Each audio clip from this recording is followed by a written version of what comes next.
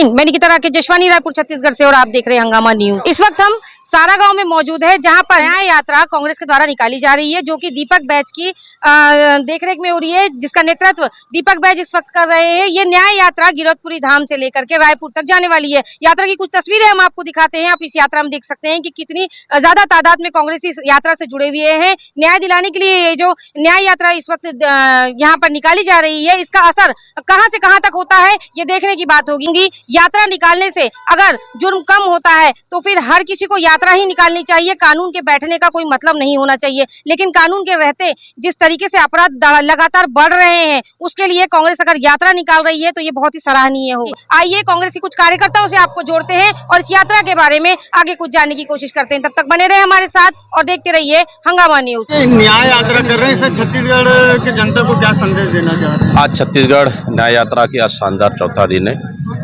और चौथा दिन रनिंग में आज सारा गांव जाके रुकेगी।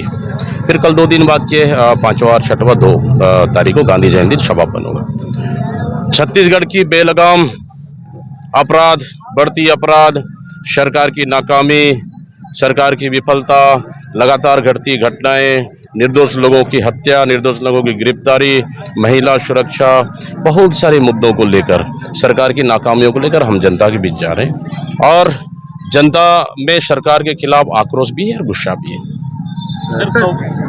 सर कल साहू समाज की जो कमेटी गई थी कवर्धा कांड के लिए जांच के लिए, प्रदेश अध्यक्ष टहल साहू जी का कहना है कि जो प्रशांत साहू की मौत हुई है वो पुलिस के मार से ही हुई। तो अब इस पर आप क्या है? बिल्कुल, चाहती सरकार और गृह मंत्री चाहते तो तीनों घटनाएं रुक सकती थी। पहला मौत भी नहीं होती, दूसरा घर जलाने से वो मौत भी नहीं होती, और तीसरा तो पुलिस के गिरफ्तारी और पुलिस के लॉकअप में पिटाई से हुई है।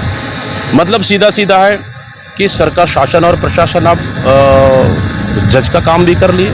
फैसला मौत की सजा देने का उनको हक मिल गया है कि कब से मिल गया है, मैं पूछना चाहूँ। साहू समाज के 3 बेटों की हत्या और जिस तरह से पुलिस लॉकअप में मौत हुई, इसके लिए तो पुलिस प्रशासन और सरकार और गृह मंत्री जिम्मेदार और दोषी हैं। दोषियों के खिलाफ में FIR होना चाहिए और सीधा सीधा हत्या का मुकदमा दर्ज होना चाहिए। आप पूरे थाना बदल दोगे, 2 सब इंस्पेक्टर इंस्पेक्टर सस्पेंड कर दोगे, SP कलेक्टर बदल दोगे तो न्याय मिल जाएगा। कल रोहालडीह की माता बहनें आए थे, हमको न्याय चाहिए, गाँव में शांति चाहिए, ये उन्होंने कहकर गए हम लोगों से। तो पीड़ित परिवार न्याय चाहता है, हम न्याय के लिए बिल्कुल हर समय उनके लिए संघर्ष करने का तैयार है। सर गृह मंत्री का कहना है कि हर साल यहाँ पे हर महीने मौत होती है जेल में, ये तो शुरू से होते आ रहा है, ये कोई नई बात नहीं। गृह मंत्री क्यों बने? मलाई खाने के लिए या मौत का आंकड़ा सिर्फ कागजों में देने के लिए? उनका काम है इस मौत को रोकना। अगर गृह मंत्री के इशारे से थाने में बहरे में से मारा जाता है उनके भाई को, मृतक के भाई, उनकी माँ, इंसानियत है कि नहीं? सीधा सीधा साहू समाज को बहुत बड़ा धक्का लगा है और साहू समाज इससे आक्रोशित है और गृह मंत्री ये घटना को खड़े होकर उनके इशारे से भी ये घटना का अंजाम दिया गया है और इसके लिए सीधा सीधा गृह मंत्री जिम्मेदार है। भगवान भरोसे छोड़ दिया है। छत्तीसगढ़ की जनता खुद को सुरक्षित करना चाहिए और सेल्फ डिपेंड होना चाहिए।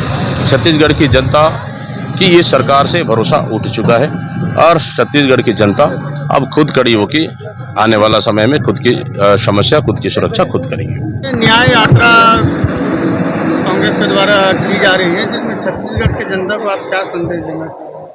न्याय यात्रा के हम ये बताना चाह रहे हैं कि जिस तरीके से सतनामी समाज और आपने देखा है कि साहू समाज और जिस तरीके से हर समाज के साथ में जब से यहाँ पे सरकार बनी है बीजेपी की, उसके बाद से आपने देखा है कि सबके साथ अन्याय हो रहा है, कोई भी न्याय की चीज नहीं हो रही। आपने देखा कि पुलिस किस तरीके से प्रशांत साहू को मारा है पुलिस ने और वहां पे हत्या हो गई प्रशांत साहू के मरने के बाद पुलिस कस्टडी में। उसके बाद भी पुलिस को कोई मतलब नहीं, किसी चीज में ध्यान नहीं दे रही पुलिस। यूथ कांग्रेस और कांग्रेस वाले, कोई भी कांग्रेस अगर प्रदर्शन करता है उन पर लाठियां और डंडे चलाए जाते और उसके बाद जब ये सतनामी समाज वाला आपने मामला देखा, निर्दोषों को सजा देके जेल में भेज दिया गया, जबकि वहां पे बीजेपी के भी लोग थे, बीजेपी के नेता भी वहां पे मौजूद थे, उनको जेल क्यों नहीं भेजा गया, उनके ऊपर कार्रवाई क्यों नहीं?